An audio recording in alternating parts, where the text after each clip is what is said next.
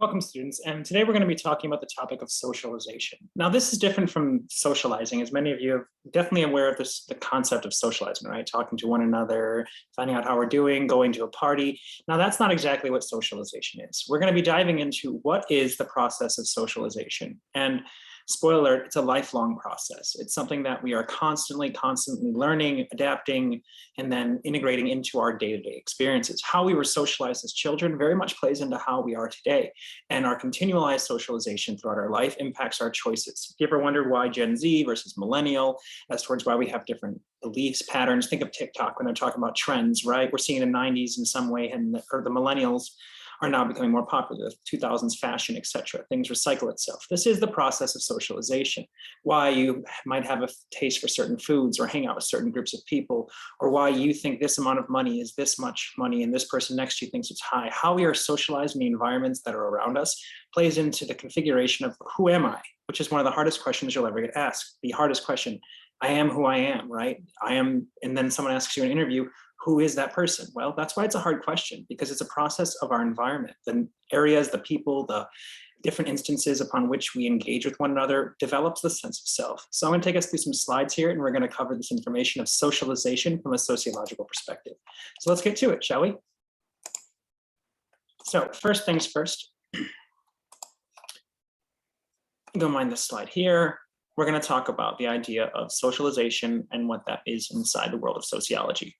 So how do we get here? Well, we spent a little time in our first lectures talking about paradigms, which were the ideas that we have covered in the sense of perspectives. The functionalist perspective, that society itself is a living and breathing entity that goes forward, backwards, and to the side based on society's needs. We are all in society, and we created society as a social culture, right? It's a social construction.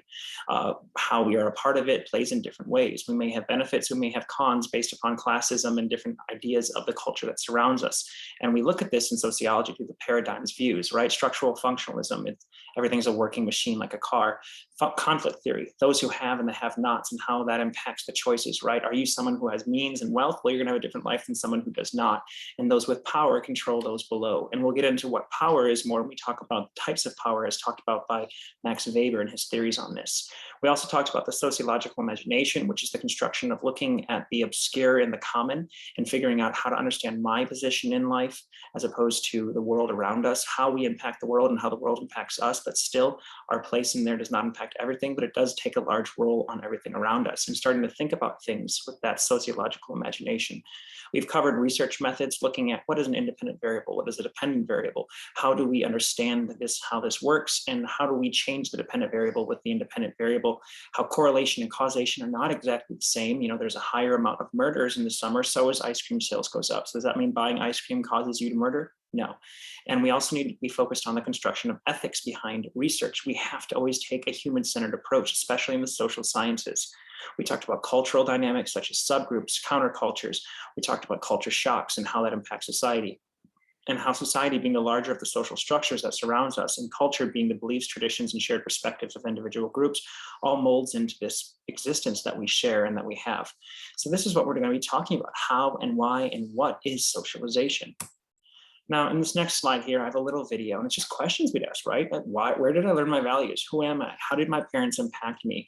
What do my friends think of me? These are all questions we ask ourselves on a regular basis. It matters. So I have a little video here. It's not too long. It's about 33 seconds. We're going to watch it, and then I'm going to give you my thoughts on it. What's shaking bacon? Have you ever heard of symbolic interaction theory? In the 1920s, sociologists theorized that we learn who we are and our place in society by interacting with other people through the use of shared symbols that we have given meaning to. Wedding rings, nonverbal gestures, events, cars, these are just a few examples of the symbols that we have assigned meaning to, and they provide structure to society because we share a common knowledge of what they represent. We are constantly transforming society by interacting with other people because that's how we learn to share common ideas, understand what to expect from other people, and most importantly, it's how we grasp our sense of self.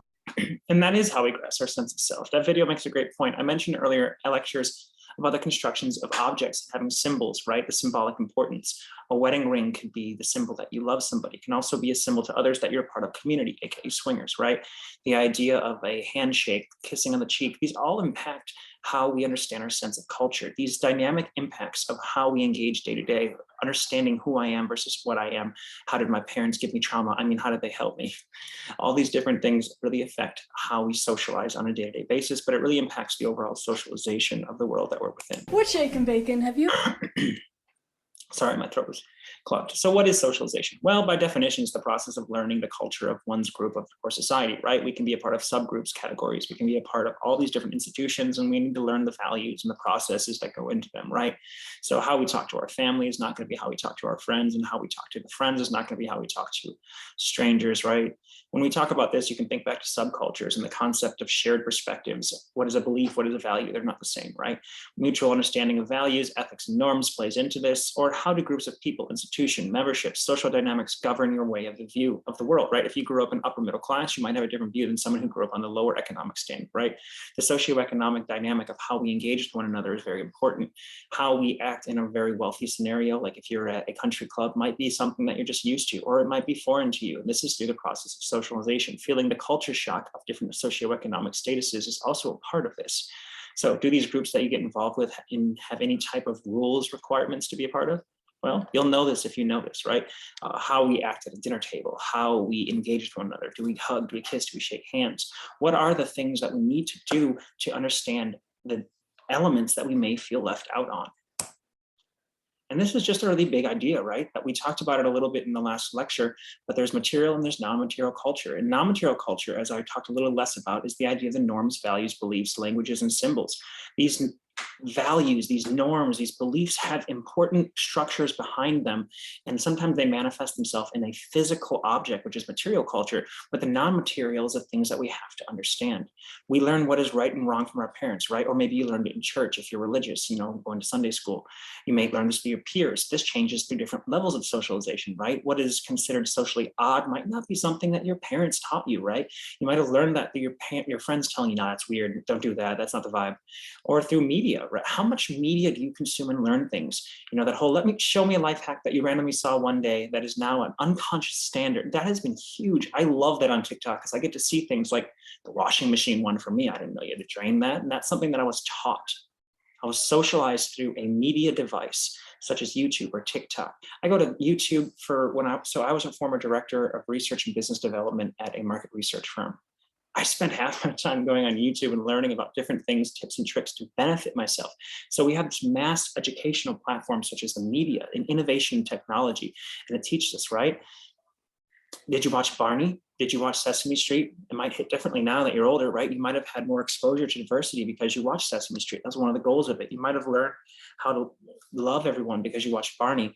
Did you watch Kipper or Thomas the Tank Engine? Did you watch SpongeBob and Patrick? Did they teach you lessons? Did you watch G.I. Joe, like how did X-Men, the idea of unity? Most children-themed shows, if you actually go back and watch them, one, have a lot of adult jokes that you didn't get as a kid because right over your head, right? They also are teaching you life lessons in between it. G.I. Joe used to have this PSA, public service announcement at the end of it, that if you really want to laugh, go look it up, look at the spoof PSAs from G.I. Joe. It's horrible and funny.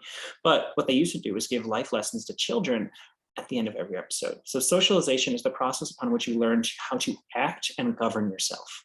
Act and govern yourself. That's huge. In various levels of society as a whole. So it's just the process of how we go and learn what we're supposed to do. How do we act in the social construction of reality is socialized to us. And that's why sometimes people hit what they call cultural lag, or when you look at the generational differences, right? Boomers are very much despised by millennials and Gen Z because they don't hold the same values that we were educated with, which is funny because a lot of us were raised by boomers, or at least I was, right? But we change based on the cultural dynamics of our peers, our family, our friends, our primary and secondary socialization units. And the way that we do this is through things such as social control, conditioned response. If you're familiar with Pavlov, those of you not, Pavlov used a bell. He got a dog to ring the bell whenever he would ring a bell, and then he'd give a dog a treat. And then every time he'd ring the bell, the dog would start to salivate. Eventually, he took the treat away and would ring the bell, and the same response happened. This is called conditioned response, and you can do this all the time. For any of you Office fans, Jim does this to Dwight with the breath mint, right? You can do this all the time. You can run little fun social experiments. Just don't tell anyone I told you to do it. But we're using this idea of social control through formal and informal norms. We talked about those words before. written and non-written down, right? If we go to a party and we show up and we got BO like crazy, no one's gonna want to talk with us. We know that from informal norms that we're not supposed to show up uncleaned, right? Culture is a shared perspective. So formal rules, you might not be able to enter this party without a jacket on, or you can't come today unless you dress business casual, right?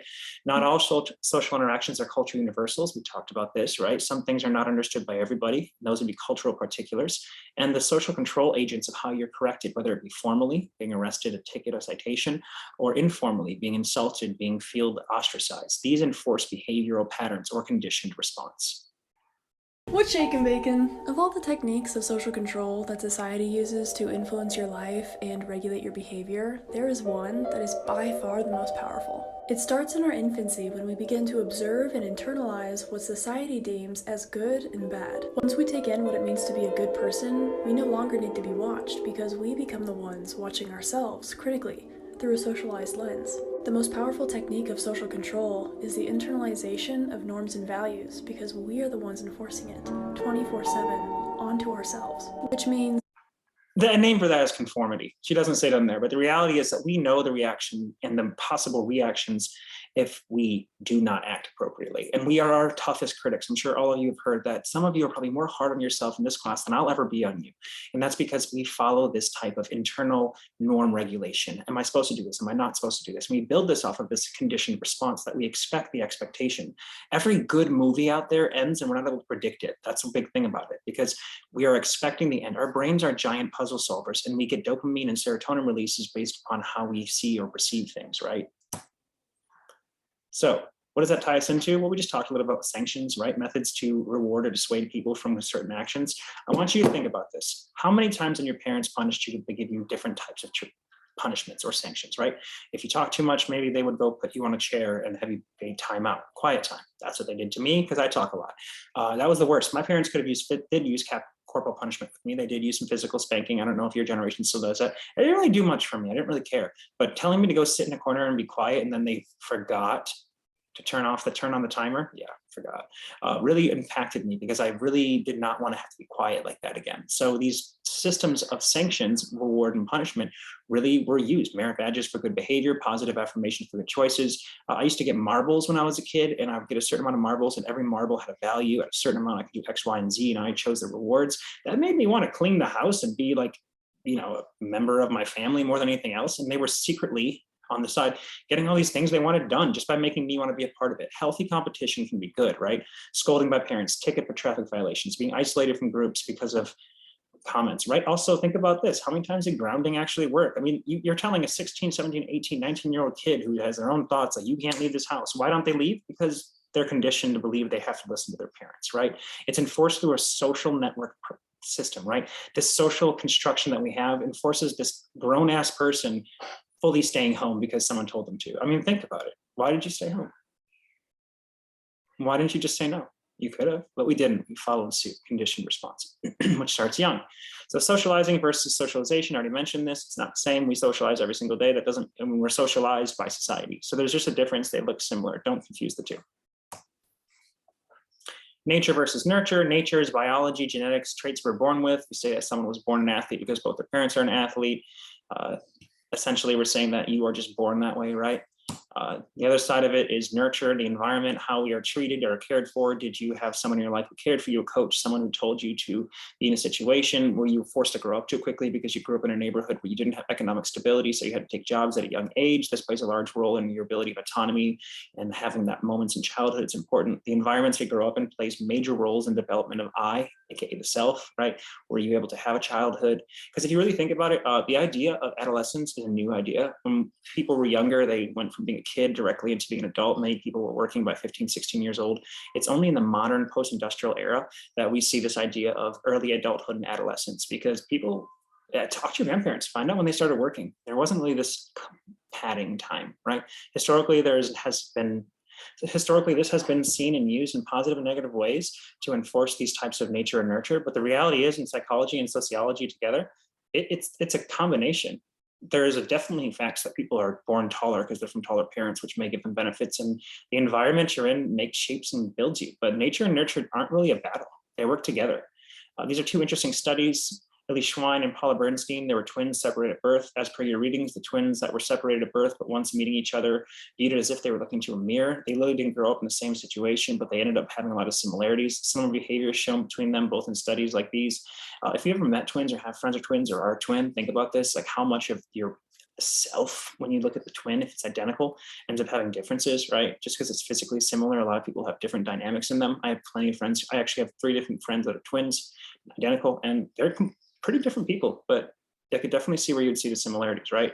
So we take both the nurture and the nature into consideration in all things. But what the big thing is, like, there's things that matter. What race are the twins? Because that's going to impact their experience. What social class? Did you grow up rich and poor or same, right? Gender limitations and gender things that have inequalities. We're seeing this right now with Roe v. Wade almost overturned, right? Religiosity plays a large role in our decisions in life. Very much so. In Sociology of Deviance, we cover what's called sin, sickness, and selected, and they govern what is considered wrong and right. So there's many roles and intersections in our lives that play into our decisions overall.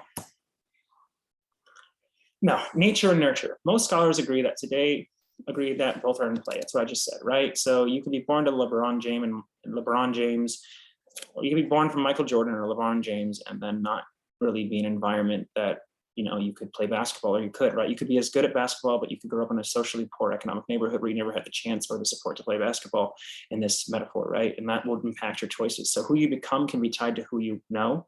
Our social environment can be helpful, it can be hurtful, right? If you had to get a job at 13 to put money on the plate on the table because both parents were working paycheck to paycheck, you're not gonna have time for extracurricular activities. So one of my favorite quotes, which I said earlier, is Salvador Dali. Intelligence without ambition is a bird without wings. Because if you don't have the intelligence and the ambition, how far are you going to fly? So pulling again to nature and nurture, sociologists look at how the social environment impacts us. I've talked about this by categorical placement and position, right? What economic classes you get born into.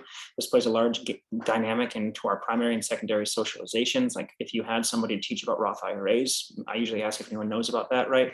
But like different economic dynamics, are you in a position where you're safe? Were you able to have a childhood, or were you forced to grow up too early? Who cares for us? How did they raise us? How were we raised? People who are raised by their nannies sometimes inherit some of their nannies' types of personalities. So you'll have some people who have terrible human beings as parents, but somehow they grew up okay. Well, there might have been people who are helping raise this person and socialize them. What do we learn from school, from our peers? What kinds of friends do we have?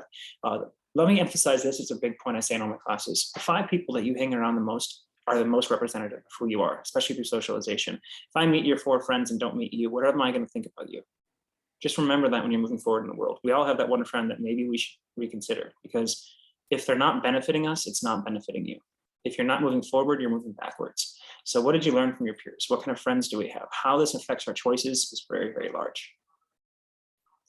So the psychological perspective on self-development through Sigmund Freud, essentially he looked at most categorical understandings with Freud, right, were understood around the sexualization. He was very much into psychoanalysis, the father of it, and he looked at the idea that different ways that we are motivated through sex, right? The different stages. He also believed that if you missed a stage of personnel development, you never went back. And this is where people had oral, anal, phallic, and latency and tied to the genitalia dynamics. Freud's work pointed that the different stages were quintessential towards our development. And if you by some chance missed a stage or were over cooed and natured upon on one stage, for example, on the anal phase, you might end up being a neat freak, right? If you develop drinking problems or a smoking habit, you might have been overly socialized on the oral stage in your development, or you may have had too little. So everything was tied to the ego, the superego, and the id, right? This idea of how we're motivated. Jean Piaget was someone who's really renowned in early childhood education and psychology. A little note on him, I would have to say, so I'm saying this quickly. His sample was 2, his kids. So the reliability or validity, like we talked about in class, not so sound. So his theories are great, but just realize he only did this with his children. But Piaget's understanding of the social roles and how they impact our understanding in self, especially with childhood, was very big. Piaget also believed that stages missed, you're just going to be a dysfunctional human being. Sensory motor stage was between birth and 2. Object permanency, understanding if things are there or not there. Pre-operational stage, between 2 and 7, children become more skilled at playing pretend, right? Concrete operational stage, this is when you're between 7 and 11, and essentially what you're looking at here is that things become more logical. We tend to still struggle with the abstract and the obtuse thinking. Formal operation, 12 and above, we're a functioning human. We can start thinking outside the box and within the box. So here's a little thing on stages if you want to go through it. Feel free to read more on that. This isn't a psych class. Essentially, my favorite social theorist of the social psychological dynamic is Erik Erikson. Similar to Piaget, he did believe in the stages of maturation. However, Erik Erikson also did believe that, similar to Piaget, but he did tie the idea that you can relive these stages. Erikson, that's why I like him. He believed in 8 stages of development. It starts at birth and then goes till our death time period, right? Erikson is a good example of psychology and sociology blending. I'm not going to spend too much time on this because, well, I'm not going to be testing you on it. Just good to know what stages they were and if they were part of their process. But essentially this, Erikson believed that we would relive our stages, whether in the moment or later. And when we have relived them, we would end up becoming more of a developed human being. Here are his stages on the screen. Feel free to go back and look at these slides if you want to look at them. But essentially, stage 1, trust versus mistrust, all the way down to stage 8, which is integrity versus despair. Here's a cringy little video, trust versus mistrust. Trust fall exercise. 3, 2, 1, and 4. Rule number 1, never trust anyone. That person missed stage 1. I just want to put that out there. They missed stage 1. But let's go to our area now, sociology. Sociological perspective of self-development. One of the major finders in here is Charles Cooley. Cooley developed what is known as the looking glass self. Essentially that I am who you think I am, who my mom thinks I am, the person that I think I am. And so essentially it's this. Here's the meme, right? If I'm a teacher, what do my friends think I do? What does my mom think I do? What does society think I do? What do kids think I do? What do I think I do? What I really do, right? This idea of looking in the mirror and realizing that the self is a development of a social construction. Now, it's important to mention here that as Cooley's view, he believed that there was a self. He believed that there is a social construction of self and that there are different perspectives and we build upon that, upon what people think about us to develop the whole personality. But unlike Mead, who we'll cover, Cooley did believe in the idea of self, a social construction of self. We aren't just a product of our environment. We also have a little bit of what I think I do. And that's important there. So looking glass self is how we build even more into whom I am by understanding the mirror that's looking at us of what I am versus what I'm not. Tying to this, we go to Herbert Mead. Herbert Mead did not believe that there was a self. He believed it was truly a social construction of reality, that we believed ourselves, that how we see ourselves is governed by how people purvey us and tell us who we are. So Mead looked towards the discovery of self and how this is constructed through socialization, not something we're born with. So you're not born as a person in the sense of an individual self. I think, therefore I am. The ability to understand self allows for the discovery of self-awareness, of our position in society and the groups of culture. So all those socialization dynamics, how we're raised by primary and secondary groups, plays into our understanding of me, and me is a construction of everyone else's thought. There isn't just a me, according to Mead. He broke down the self into 3 stages. These 3 stages are as following. Preparatory. This is the stages between 0 and 2. Imitation, mimicking, action, and repeating words. Think of a baby, goo goo gaga, mama, repeating what you're saying. They're not actually saying it, they're just repeating it. They're not capable yet, they're imitating. Play stage, approximately 2 to 6 years old, adapting the role of an authority or important figure, fake phone calls to pretend they're the parent, wearing an outfit and say I'm going to work. They're playing, they don't know yet. This is important, and remember these stages as this has the significant other. I do understand the people in my life that are significant, but something I get. The other side of this is the conversation of the 3rd category, which is important to know, which is the game stage. This is 6 and 7 and up. Children is capable of understanding roles people play. I go to a theater, I know that there's a ticket ripper. I know that there is someone behind the concession stands and someone running the projector. There's the generalized other, the common behavioral expectation of general society, ability to understand how they are viewed by others. So the generalized other is the stage where now you understand the world, right? We understand that we're not alone in it and everyone has different roles. I go to a restaurant, it's not my mom in the back making food and bringing it out. It's the people there. The significant other is not able to understand outside of our primary socialization group. These are the stages that Mead believed, a person's identity that develops from their social interactions. In the beginning, we're imitating. This is the idea of imagining, playing dress up, playing this, right? It's not dress up in that sense, but it's mimicking words, mama, dada. Play stage 2, play stage, approximately 2 to 6, right? This is significant other. I understand that my parents are important, and I understand this. So I have the idea of authority and important figures. Don't yet understand the world. Then game stage, generalized other. Remember the slide. It's going to be good for your quiz. Tying to this, we have the development of moral development. How do we gain morals? Well, Kohlberg's theory on moral development, basically what we do is learn us what is good and bad, what we should or shouldn't do. He had 3 stages for this. Pre-conventional stage is children only understands the world around them through their senses, subjective. So I understand the world is mine, and only through my experience does the world matter. So it's almost ethnocentric, but it's a subjective view, right? Conventional stage, this is around your teen years when you start hating your parents. You become aware of others' views, right? Your friends are the only ones that matter, and mom and dad just don't get it, okay? They just don't get it. And then post-conventional stages goes into adulthood. This is when you start looking at morality in an abstract way. You start understanding your political views, social equality. You start seeing things in a bigger picture. Now, moral development, this theory is great. I love it. But the problem is that his sample was just men. So Carol Gilligan challenged him. She was challenged too on her research methods as well. But essentially she called out Kohlberg and said, you didn't have any women in that study. And so what we started to see with Gilligan's theory is that people are nurtured differently. Men were taught on a huge, big, different dynamic, right? They were taught in the sense of men were nurtured to go out and be commandeering and go out into the world and work. They were expected to work, whereas women were most commonly socialized to be caretakers in her time. Remember, she's 1936 till present. She's very old. She grew up in a different environment, different socializations. But this dynamic of how people are socialized through moral development is also very impacted by gender norms. While girls are socialized for a home environment where flexibility allows for harmony and caretaking, men were focused to go out and grab the bull by the horns. And this ended up being very impactful to how we develop certain aspects of moral development towards our peers. So when looking at this, we can see the world around us play different games, roles, perspectives, and understandings, gender, socioeconomic statuses, geographical location. These all play into our moral and self-development. A little part to mention here, just pay attention to the idea of Cooley and Mead and kind of the development of gender, right? So socialization is a lifelong experience. It is taught to us at a young age and continues till the day we die. Some ending thoughts here. I mean, putting it like this simply, is Instagram reality? What world are we in, right? Like, how have we gotten as far as we've gotten? Is it something that we really think about on a regular basis?